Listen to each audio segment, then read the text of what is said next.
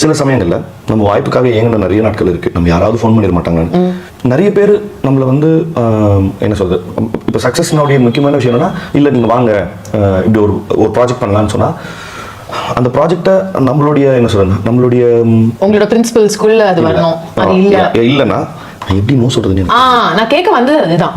உங்களால இந்த ஒரு பர்சனாலிட்டியா இருக்கும்பொழுது எப்படி ஒரு சில விஷயங்களை அவாய்ட் பண்ண அது ரொம்ப கஷ்டமா இருக்கு. நான் நோன்னு சொல்ல முடிய மாட்டேங்குது எனக்கு. அதாவது நோ தான், எனக்கு ஆன்சர் நோ தான். ஆனா அது எப்படி சொல்லணும்னு தெரிய மாட்டேங்குது.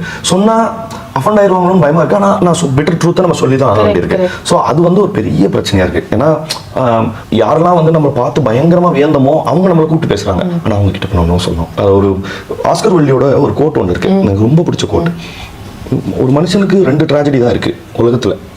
ஒண்ணு அவன் ஆசைப்பட்டது கிடைக்காம இருக்கும்போது, ரெண்டாவது அவன் ஆசைப்பட்டது கிடைச்சதுக்கு அப்புறம். Very true. ஸோ நான் இவங்களெல்லாம் பார்க்க முடியாதா அப்படின்னு என்கிட்ட இருந்த சமயங்கள்லாம் உண்டு. ஆனா அவங்க கூப்பிட்டு இப்படி ஒரு ப்ராஜெக்ட்னா ஐயோ அந்த ப்ராஜெக்ட் பண்ண முடியாத நிலைமை. ஸோ அதை அவங்க கிட்ட எப்படி சொல்றதுன்னு தெரியல. ஸோ அந்த 2வது சஃபரிங் தான் இன்னும் கஷ்டமா இருக்கு. கண்டிப்பா.